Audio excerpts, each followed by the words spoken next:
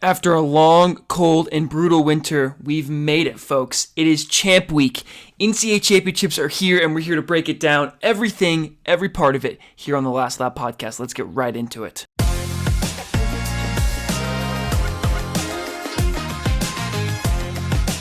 All right, you guys. Well, thanks once again for tuning in to another episode of the Last Lap podcast. We've done a few of these episodes now. We're still super new, but we're slowly growing. We're slowly getting into it.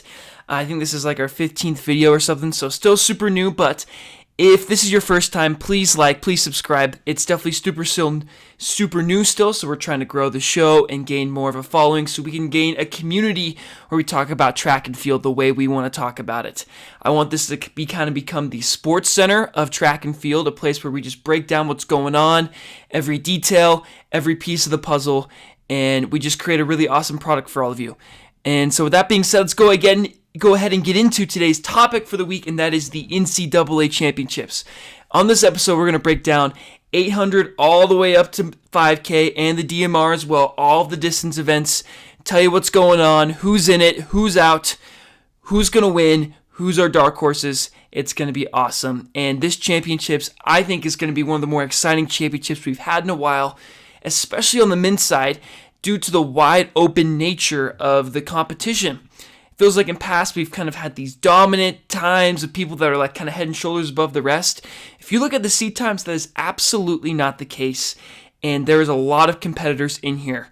And so let's go ahead and start with the men's 800, where right now the top seed time is 144.73 from Hendengren. And to be honest, he definitely seems like the favorite coming in, maybe the co-favorite with Tenone Matatsa. Matatsa, I think I'm saying that right, but if not, I apologize.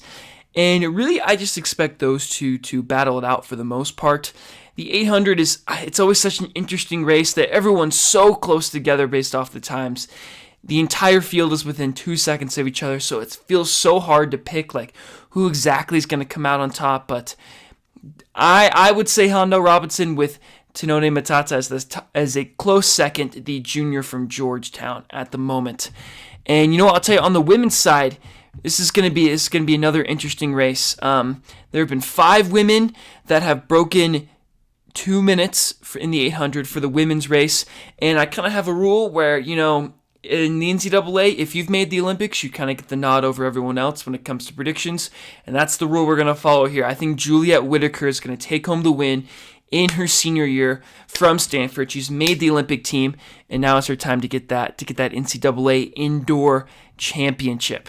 Overall, the 800s are always super fun to watch. I feel like it's an event that can pull a lot of casual track and field fans in, just casual sports fans in that regard, just due to its short nature, but it's still got some distance tactics to it.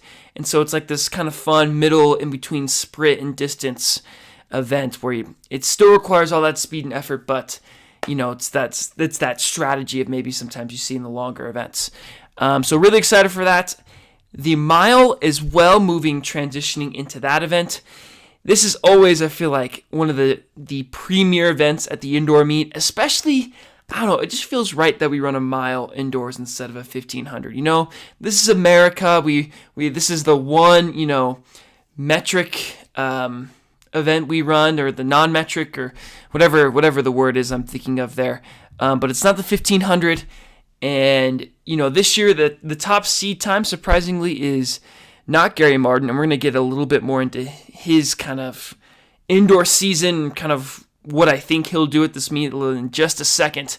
But Isaiah Givens from Colorado has the top seed time in 351.73 this year. The mile, I feel like the mile was so crazy last year. It felt kind of like it had to take a step back a little bit and not quite be the insanity that was this past year, but I think it will still be an awesome race. Gary Martin obviously comes in with the 7th fastest seed time at 352. I'm a little worried about Gary at the moment. Gary kind of got his rear end handed to him a little bit by Colton Sands at ACC's in that 5K, where it just looked like Sands was on a different level than Gary. And obviously we don't know everything he was going through, but it seemed like Gary was running all out in that race, and he went to the front early and almost kind of paid the price for it a little bit in that last 200. I think he split 27 and Colton Sands split 26, which That's insane, is to run that fast. But I'm very excited to see what Colton Sands does in the longer events. But yeah, this mile, honestly, I might get burned for saying this, but I don't think Gary's going to win. I've watched him a few times. It just doesn't seem like right now he's at peak Gary Martin right now. And, ultimately, maybe he was just peaking for the right moment here, but I think he'll be top 3, but I don't think he's going to win. I think he's going to get out-kicked again. And guys that I think could outkick him, obviously Isaiah Givens. Don't sleep on Carter Cutting, who had an amazing kick at the Big 12 Championships to win that race there. George Cootie, Elliott Cook from Oregon could be a factor, although I kind of have the same reservations about Elliott Cook. But yeah, this race feels particularly wide open, especially in comparison to last year, and especially in comparison to the women's race, where I kind of view it more as a 2-woman race between Riley Chamberlain, who's seated at 420.61, and I'm going to say this wrong, Blia Chepkurui, that's what we're going to go with. And, ultimately both these women got NCAA records at the time they ran this time, but I think Riley Chamberlain is going to take the win here.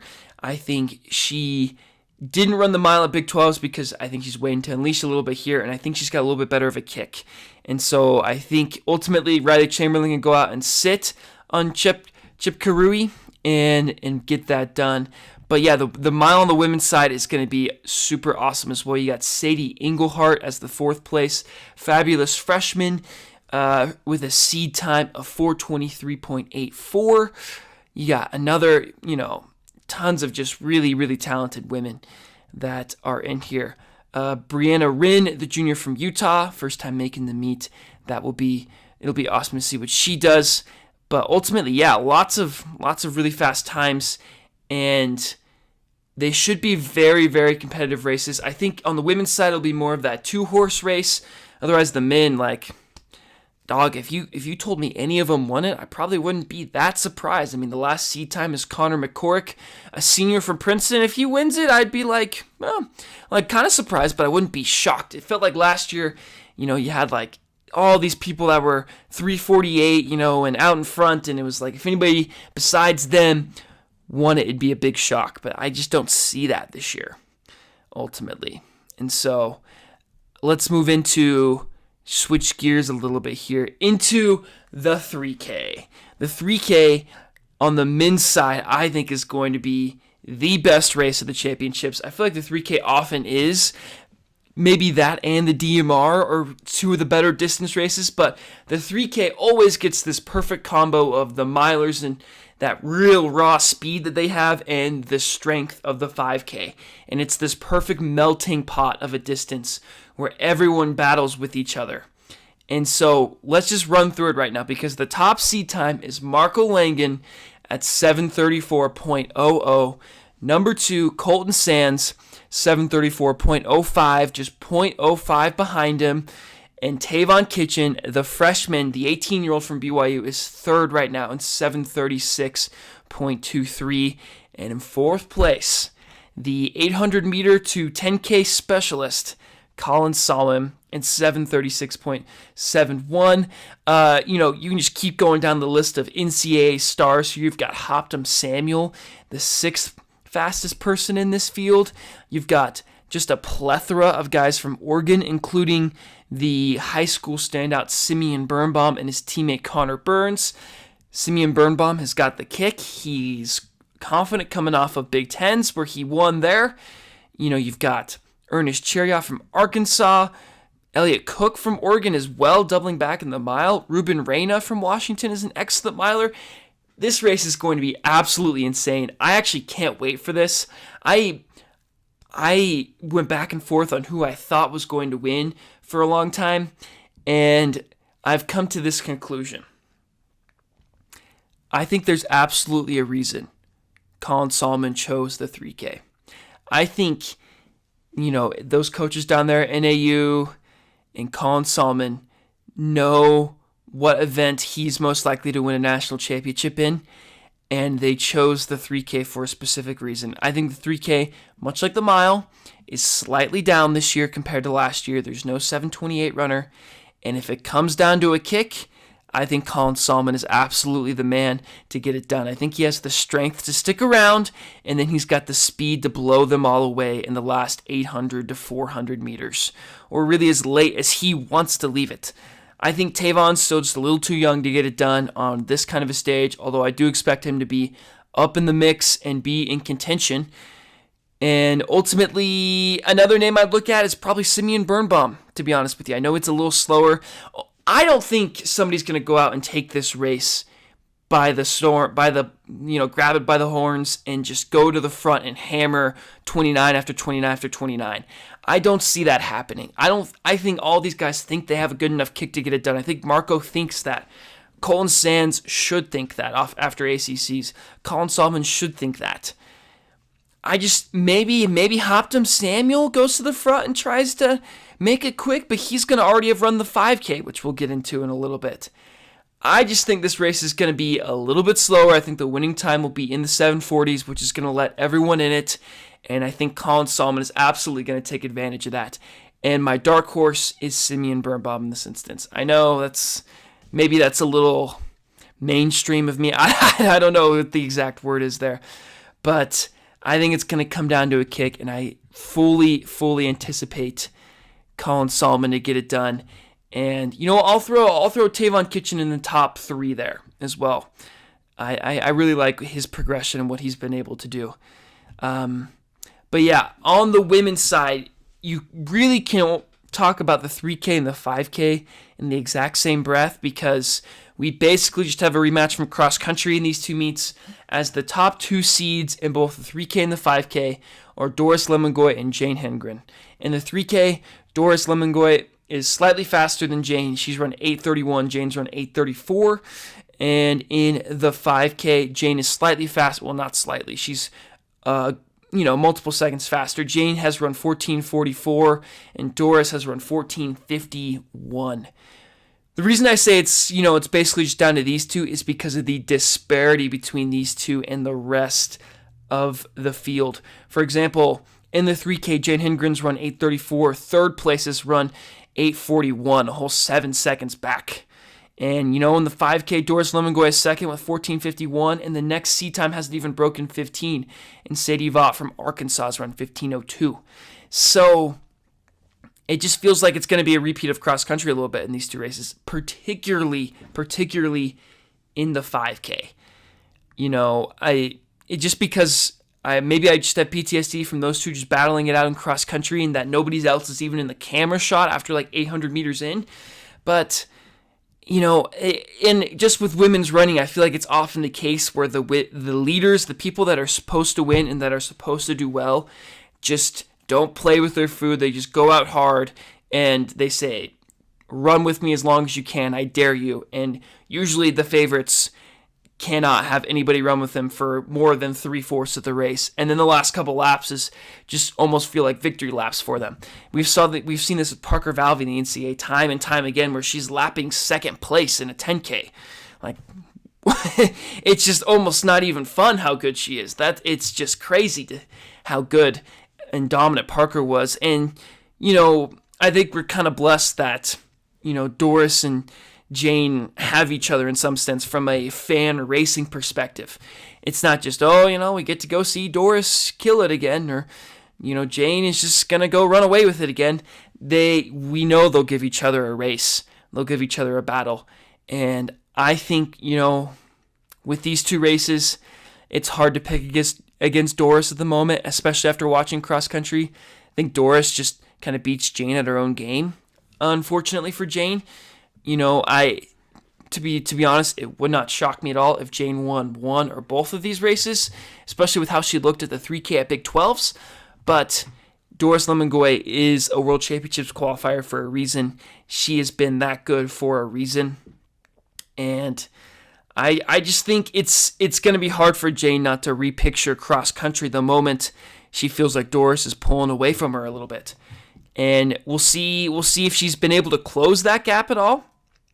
I will say this, if it comes down to the last lap, I think I'd take Jane over Doris, just based off of, Jane's mile speed and what she's been able to do over that event and training with Riley Chamberlain and all that good stuff. But yeah, I think until further notice, Doris is the queen of the 3 and the 5K for this indoor meet, and I think she's gonna prove why she came back and why she's still the best.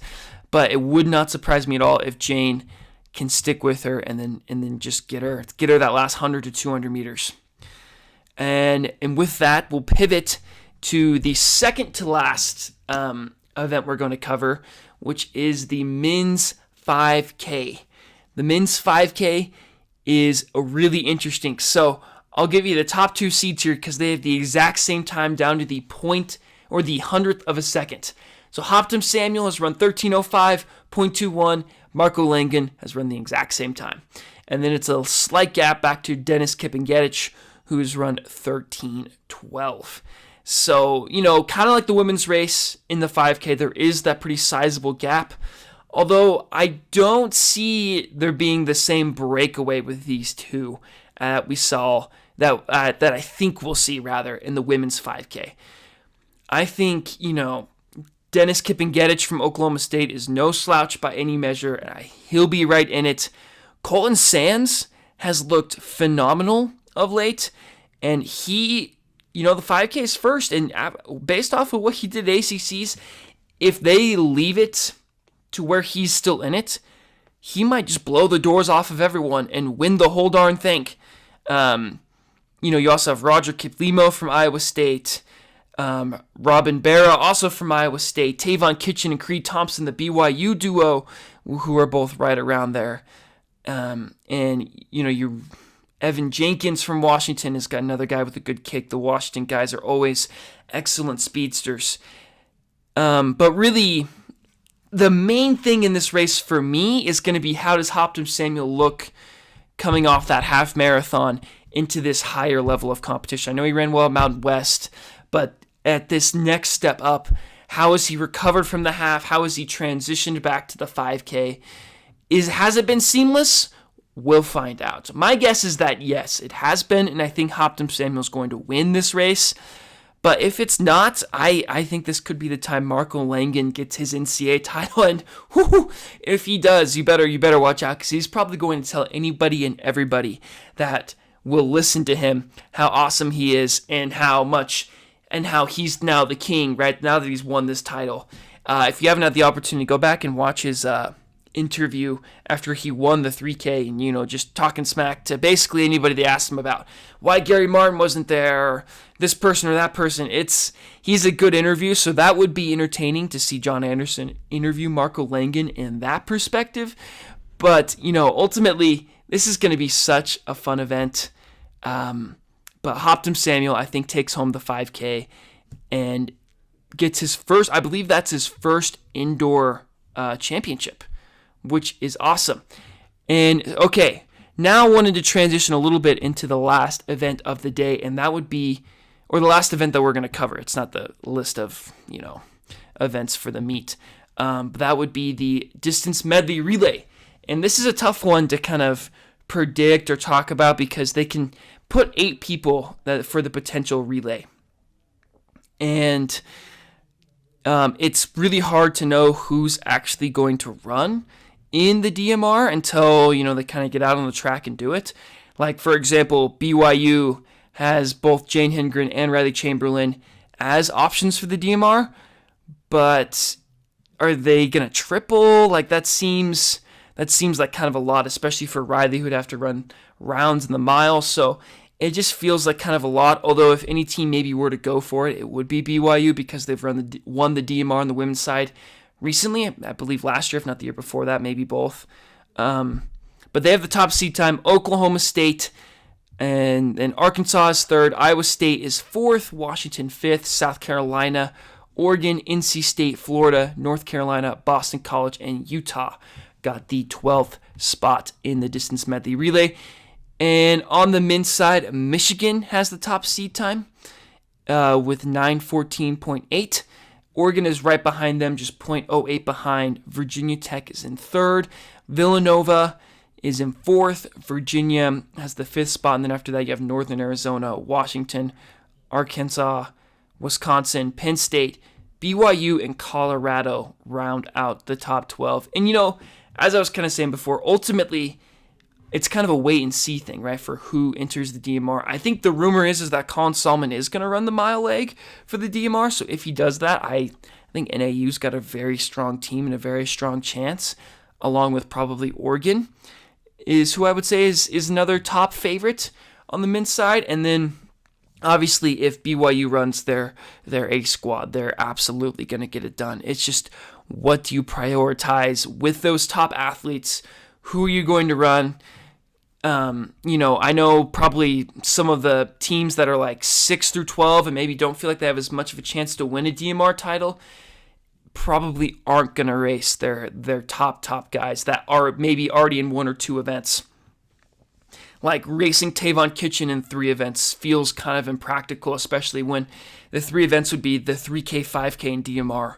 That would be kind of a lot for especially like a young freshman to handle. So it'll be interesting to see. Just if everything was perfect and everybody ran their A squad, I think BYU would win and I think Oregon would win.